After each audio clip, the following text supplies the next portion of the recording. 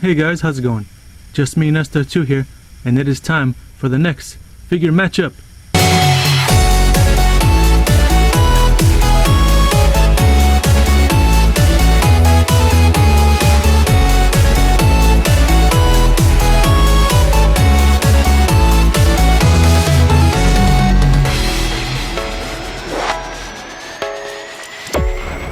Alright, and if you've forgotten what a figure matchup is, it's a match between two figures who are the same character made by two different companies. We match them up together to find out who is the better figure.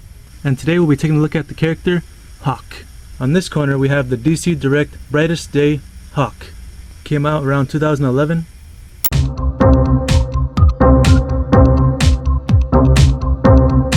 And on this corner we have the DC Universe Classics Hawk. Came out in 2012.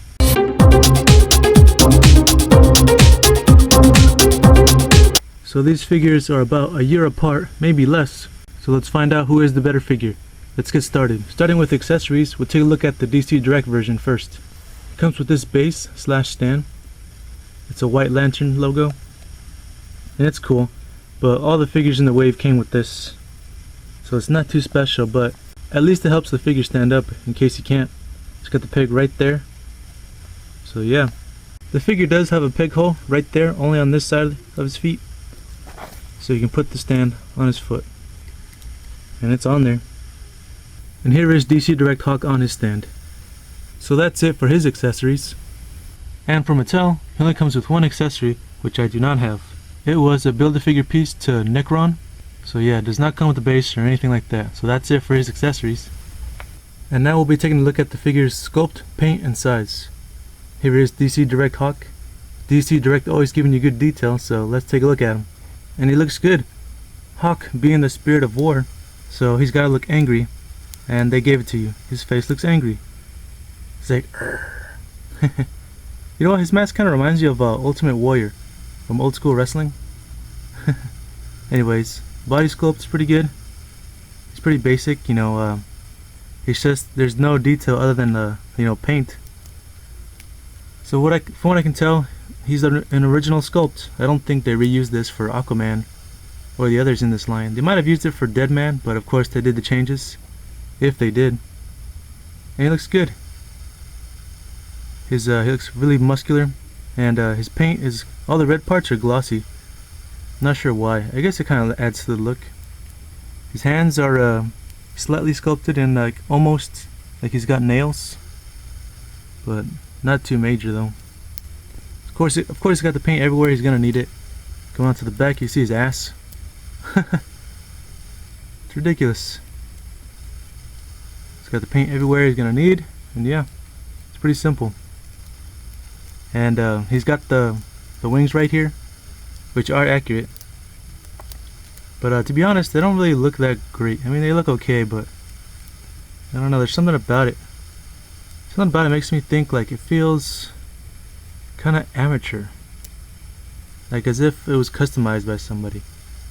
I'm not sure what it is, but it's very flat. Like he's just straight and straight. So you can't do much with it, that's for sure. It's not on a bendy wire or nothing like that. Base is good and the paint's really good. Look at, even got the detail paint on his lips. That's awesome. His height is about slightly over 6.5 inches tall. Not by much. Let's do a size comparison. And here we have some figures for him. Here we have from DC Collectibles, which is now the new DC Direct, New 52 Ultraman. And here is from Mattel, DC Universe Classics Wildcat, the purple version. And Hawk goes just fine with Ultraman here. They're the same height. Actually looks like his arms are bigger. Maybe. I think so. It's crazy. However, he might be too big for Wildcat here from Mattel.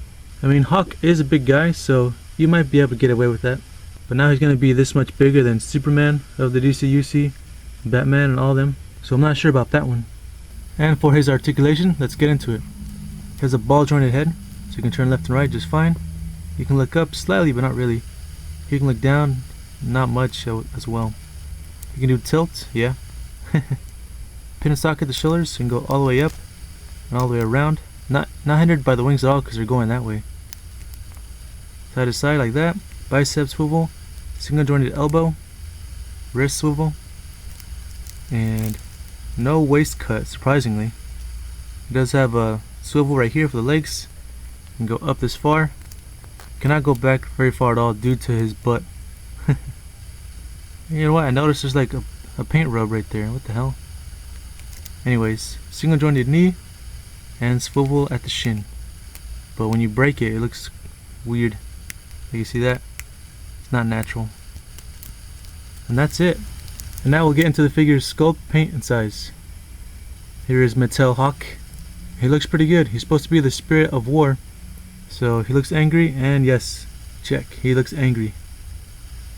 Does have the mask on as well. I noticed that his lips aren't painted like the DC Direct one was. He had the skin tone and lips painted and the teeth. This one's just skin tone and teeth, no lips. I noticed that his costume is a little bit darker than the DC Direct one. DC Direct had mostly, you know, white, like almost chalk white. And this one is more like almost like a gray, just about. But he does suffer from a remold body. Mattel always reusing this body like a million times, so that kind of sucks. Because the same exact body as all the DC Universe figures have. There's no new sculpt work. Can't even talk. Except for his face, his whole head. So his head and his wings. So the body is normal, standard. He has no fingers, you know, to speak of when it comes to seeing his claws. The nails, nope. Both are closed fists for punching. So at least the body is good, you know, it's got the muscles and everything it's gonna need. And everything is painted the way it needs to be, but his paint is not glossy like the other one, which I'm not really a fan of the gloss anyways, the glossy paint. But it's okay. I think I prefer this for paint. Why not? And he's not painted back here. This part, it's actually sculpted. It goes with the actual cape, the wings. And he looks like he has a little bit of shading like on his arm right here. Yeah, like on his muscles. Just a little bit though, not much. And see, his wings are, I feel like they stick out more right here. I'm not sure if I like that yet or not. But I do like how on the back here, the wings, instead of just like DC Direct was just like, you know, 1, 2. This one's 1, 2, 3. Like, you know, folded. And I think it looks better. Like, it doesn't look as customized as I felt like the other one did. I mean, the other one might be a little more accurate with the whole like 1, 2, because I think that's how it looks like in comics mostly. But this one, it just looks better. Like, it looks like it's already like in the wind maybe. I don't know, it just looks better to me. You can do a lot more with it. It's not as stiff. It's not bendy, but it's not as stiff either. The other one was like really hard plastic. His height is about 6 inches, maybe slightly more, but not by much. Let's bring in some figures to compare him. And here is Hawk next to the same figures I had earlier. We have from DC Collectibles, the now DC Direct New 52 Ultraman, and from Mattel DC Universe Classics Wildcat Purple version. And right away you can see he's a little bit smaller than Ultraman. Ultraman is a big guy, so you might be able to say that's why he's bigger than Hawk, maybe. But when you see Hawk next to a fellow Mattel figure, it doesn't really look that great. They're the same exact height, same muscular, same body pretty much, yeah. So he'll be the same height with Superman and everybody else, but not for DC Collectibles / Direct. For his articulation, it's pretty good. He's got a swivel on his head and go left and right just fine. He can look up slightly, but not much. He can look down a good amount. Cannot do tilts at all. Sort of, but not really. Shoulders on the pin sockets and go all the way up, but they'll be hindered due to the wings. And go all the way back, side to side. Bicep swivel, single jointed elbow, swivel at the wrist. Ab crunch right there. You know, swivel at the waist, and the DCU style hips. Go up this far, go back this far, and side to side. So you can do the splits. He's got a thigh cut right there, single jointed knee, and ankle joint right there. Hinge. So my verdict on who is the better figure?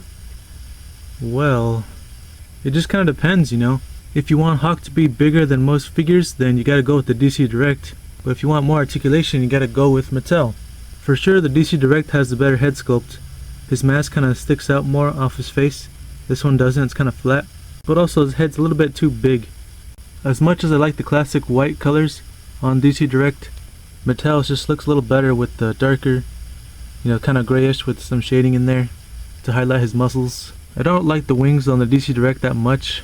I prefer the Mattels. The DC Direct does have problems standing, which is why it comes with a base.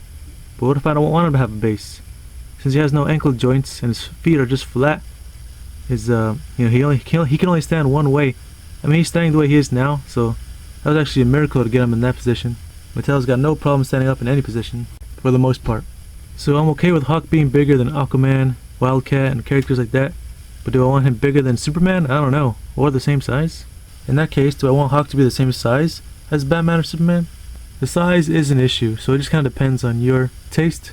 So for me, I'm gonna say I pick the Mattel version. He's just a better executed action figure. It's the articulation that you're gonna need. I like his wings. His paint job is a lot better, but he doesn't win by much. The DC Direct version is still a good figure. He's really good. He's just more of a statue compared to the Mattel, but he still looks good. And depending on which scale you collect, you could probably go with the DC Direct over the Mattel. But for me, I'm gonna choose Mattel here. Good action figure, and he goes well with most of the DC Universe figures. So that's my decision. What about yours? What do you think? Which one have you chosen? Which Hawk would go better in your collection? Whatever it is, just comment below, guys. That's it for this review, and I hope to see you in the next video. Alright, thanks for watching.